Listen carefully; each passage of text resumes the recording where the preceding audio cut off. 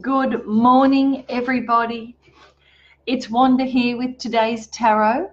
How are you this morning? And welcome everybody from Australia, America, the UK, and what country have I left out? Asia, and anywhere else where I might have left out where you are. Welcome. What time is it now? It's 7 minutes past the half an hour. There goes Puss Puss. If you saw her in the beginning, she likes to hang around when I do my readings. Welcome all of you. How are you today? I hope, being Friday, and I know it's the long weekend because here in Australia we celebrate Australia Day, and when we celebrate Australia Day we have a day off. So tomorrow, Saturday, being the 26th of January, for those of you who are in the UK and in other countries, not in Australia, we have the Monday free. So I think a lot of people have taken the Friday off to completely chill out and relax. Welcome all of you who are on. Hello, how are you? I hope you're well. Now, I'm going to use the Aleister Crowley deck like I did yesterday when I lost my tarot cards. So I'm going to go ahead and do that. And before I do, being still at the back end, basically, of January, have you created your goals yet? Or have you created what you're going to achieve or do for yourself or for your business or in your life? What are you going to do this year that you haven't yet put into Word? Or no, I'm not talking about Word as in on your computer. I'm talking about as in writing. What have you done? Now, yesterday and this morning, I had a little bit of a challenging issue around myself because I had to dive deep into this question. What is your money story? What is your money story? And has your story become an unconscious benchmark for your abundance? Now, that's a very interesting question because for me, and I can only talk from me and my understanding of it, of course, not in a psychic way, but when I was younger, I was able to manifest money very easily. I would just think about it and boom, on the footpath was 5 cents, 10 cents, 20 cents. And back in the olden days, when I was a little girl, that was enough money to buy a packet of twisties or an ice cream or a sherbet or bubble gum, any of my favorite treats at that time. Okay, I was only probably about 5 or 6 years old. So I knew back then, and I didn't have the terminology at the time that I knew that I was intuitive about things. So that's another story in itself. But getting back to the money side of things, I could manifest it. And I only manifested it when I really needed it because my parents were not able to afford a whole heap. And my mind about my reality didn't include about being rich or anything. I couldn't even conceptualize that idea of what it meant to be rich and have an awful lot of money because I was quite happy being who I was at that time. Does that make sense? But if I needed an ice cream, or I'd wish for an ice cream, or I'd wish for a sherbet, and I knew I needed money to buy that, I could manifest it. Boom, there it'd be on the ground. Somewhere walking that day, I'd find 20 cents, I'd find 10 cents, or I'd find multiple little coins together that I could use to then buy my ice cream. Now that's really small, very, very small amounts, right? And as I got a little bit older, if there were things that I liked, like a new nightie, or I wanted a pencil case or some lovely pens to draw with and that, I could manifest that money. I'd find $5 or I'd find $10. And my biggest abundance then was finding $20, a crisp $20 note. And I actually stood on it. And as I looked down, I could see it was straight. It looked beautiful. I picked it up and I went, oh, wow. Look, Mum and Dad, look what I have found. And then they went, oh, wow, that's really cool. Where did you find that? I said, right under my feet. Well, what happened next was my father said to me, do you know what? That would be a really lovely gesture if you use the money to buy some Chinese food for the family. Yep. And I went, oh, what the hell? I said, why? It's my money. I found it because I had a plan in mind. I wanted to go and buy a new pair of nighties with some kind of a star-spangly thing on the top in the front of it. That was my plan. But no, my father usually won as usual, and sure enough, everyone ate Chinese that night, and everybody was very happy about that. And I just managed to get the change, which I think was probably about $4 or something left over for me. Now, mind you, I was fully disappointed at that time. I was devastated, as a matter of fact, and I made that moment believe to myself that you don't wish for money because it's never yours and you've got to share it. You can't use it for yourself. So for the rest of my life, I've actually been sharing my money all the time. So in other words, what does that look like in my life? I've always been giving to others, and I end up last. So what does that mean? Well, I've never been able to earn above a certain rank in my work, right? Until I shifted that. So my whole life has been about just having enough to survive, just like that $4 I was left with. Because I'm not deserving. I'm not allowed to have that. That was terrible for me.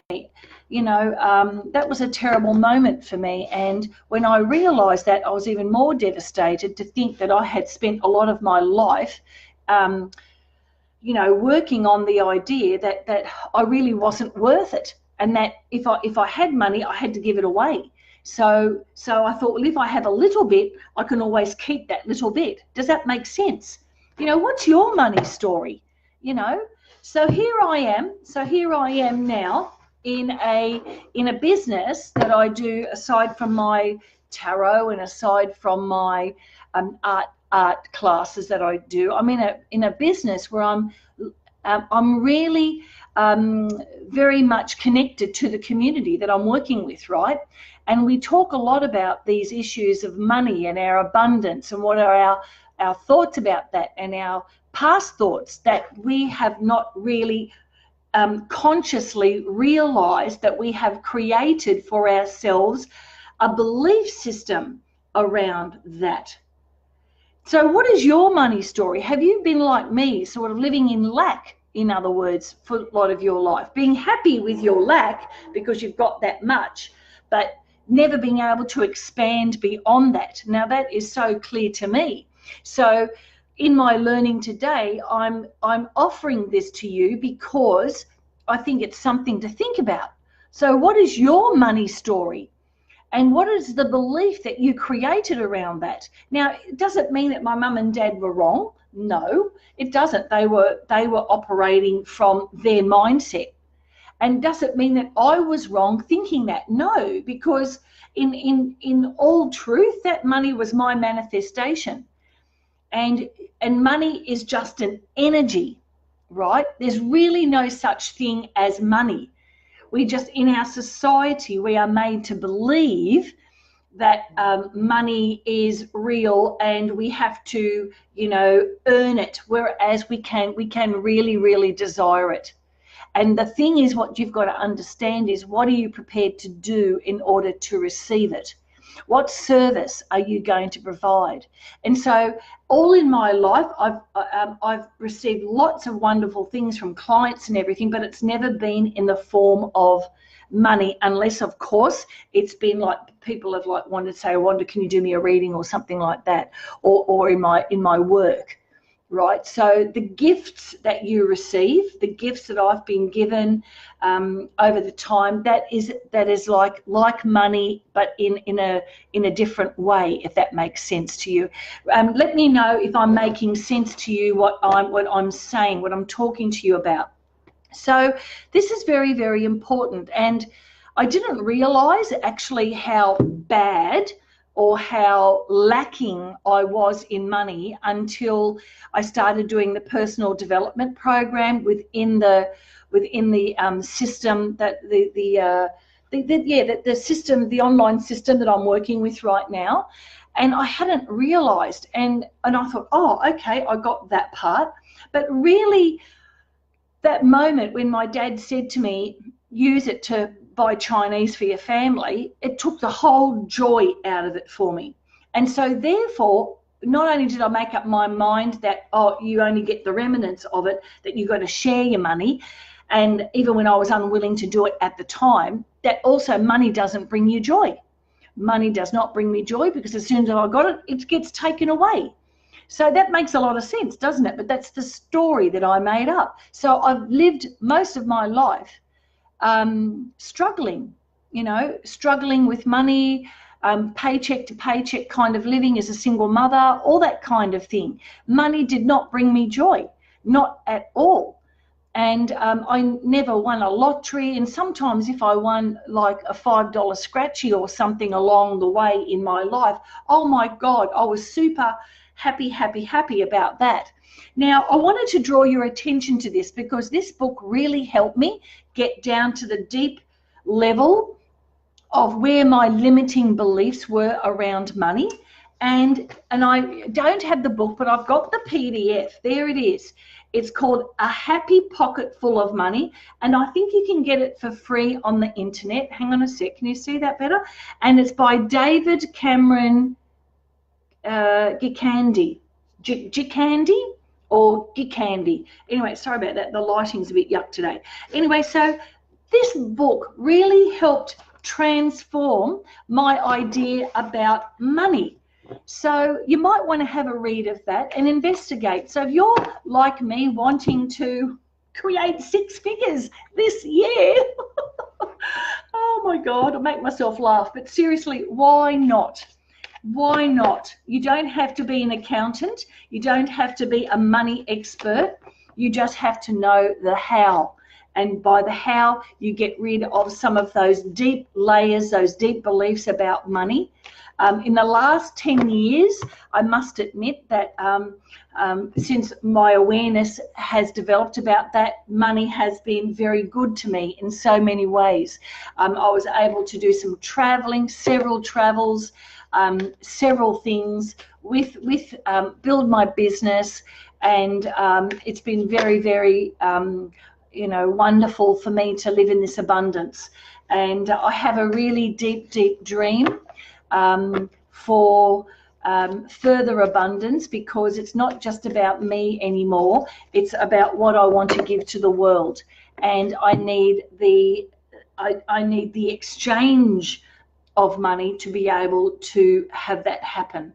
So I hope that makes sense today. And I'm going to do the Aleister Crowley. Did any of you go check him out from yesterday's little talk when I lost my cards? Here is today's card. Go Aleister. Wow. Okay, look at this, talking about money. Here we have the knight, or the page, not the page, the prince of discs. Now the disc is the what do you call it? The diamonds. Okay, and there's his beautiful picture. Look at that. And this guy's looking up, the horse is starting to eat. It's a really nice, beautiful image. He actually didn't create the images. An artist did it for him. I used to know the name. I don't anymore, not for today anyway. Sorry about that. I'll make sure I know it for tomorrow. But anyway, in this card actually means this. There is money coming to you, right? It's not money going out, and it's looking at, there's a message about your money. So if you're thinking about changing banks or putting in some money in an investment or the stock exchange or something of that, it's very fortuitous that you do that right now. Okay, looking at how you can arrange your money. You might win a little, there's a little win there. So a little win could be anything like up to maybe $5,000. So if you get that feeling inside yourself to go and get a lottery ticket or play the lotto or whatever. Go with that gut feeling, because there always has to be a reason why you want to manifest money. You know, what is the reason? And the reason would be in your immediate environment, right? And then the bigger abundance is what you can give with it. That is once you have filled your cup. The universe doesn't go, oh, here's 10 grand, right, here you go, now give it away. No, the universe says, take what you need, and if you have surplus, then you decide what you want to do with it, because sitting around in your bank account is just really dead. You know, we only have this imaginary idea about money, because it is just an energy. And I know, you know, a lot of people say, I want to make money. Well, don't use the word I want to make money, because you can't make money. It's actually illegal, but you can earn it. Does that make sense? Okay, so today's card is very much about money. Thank you, universe.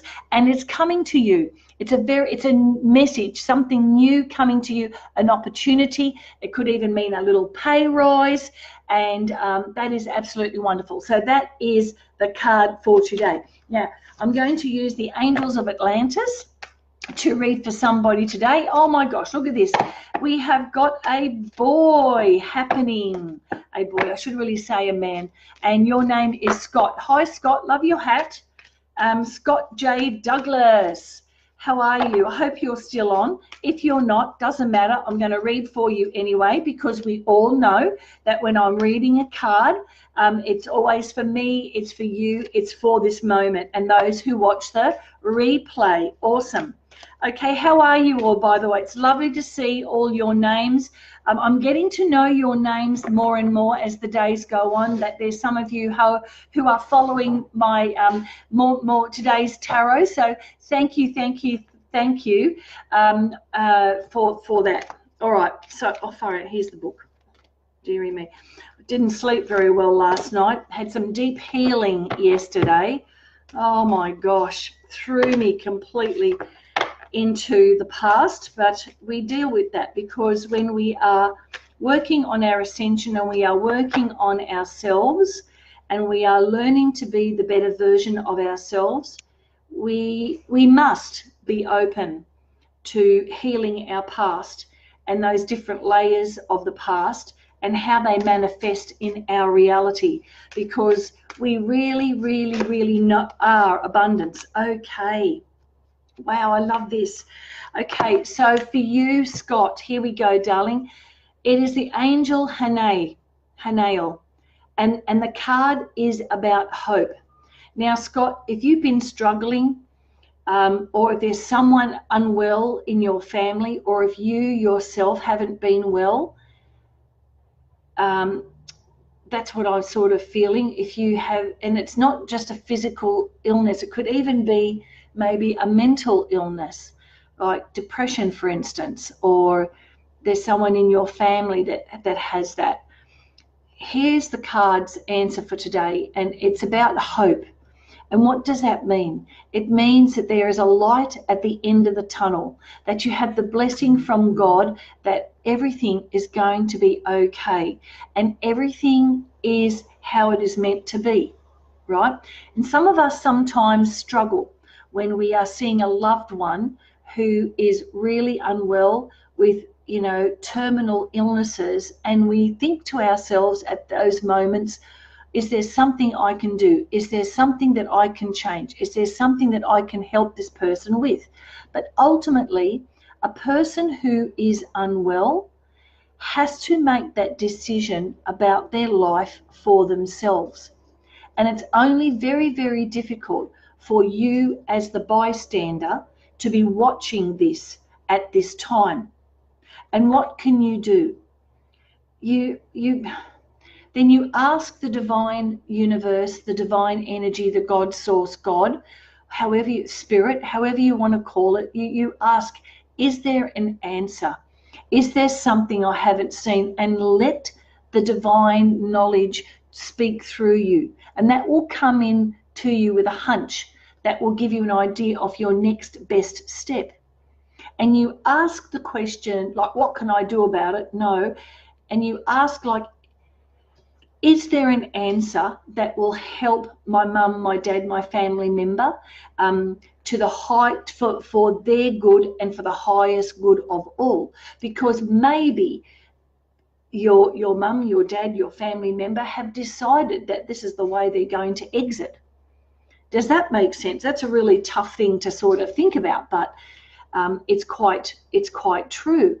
And sometimes they may not even be consciously aware that they have created this. And at some very deep level, we have created our own illnesses. I know that sounds probably harsh to you, but the studies that are coming up now in terms of the energies and frequencies, the quantum physics approach to life is what is showing up now. If you want to know more about it, I highly recommend that you read the book by Dr. Joe Dispenza called Supernatural. I'll say it again, Dr. Joe Dispenza. You can buy it online, amazonaustralia.com, hello.com.au, Dr. Joe Dispenza, Supernatural.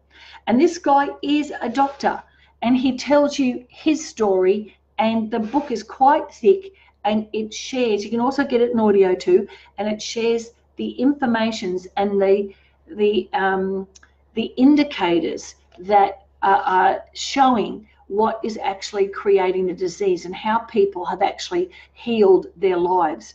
Another one, if you're interested in a different thing altogether, is the research by Wim, W-I-M, Hof, Wim Hof, and he is the breath guy. They call him the Iceman, and he's been doing some really, really rigorous studies in Lyme's disease.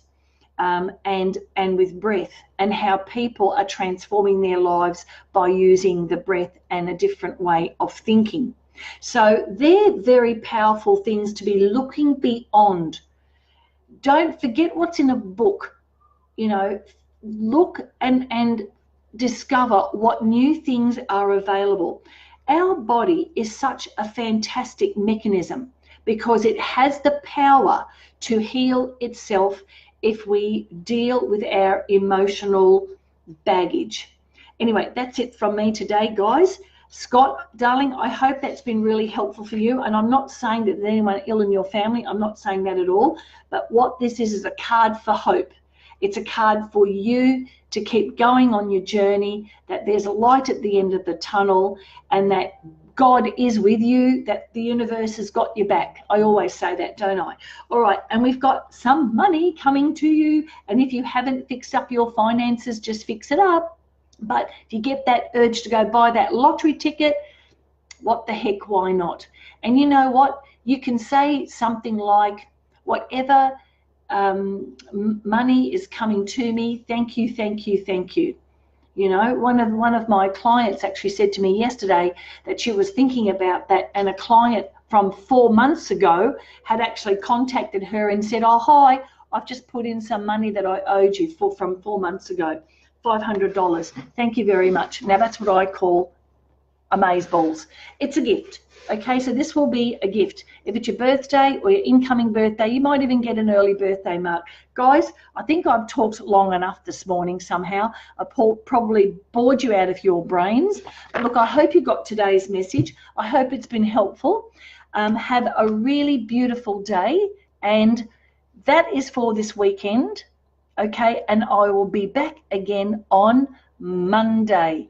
Have a really great Australia Day, Aussies all over, and lots and lots of love to you all. And remembering who you are purely divine, and the universe always, always, always has your back, even when you don't. Bye for now.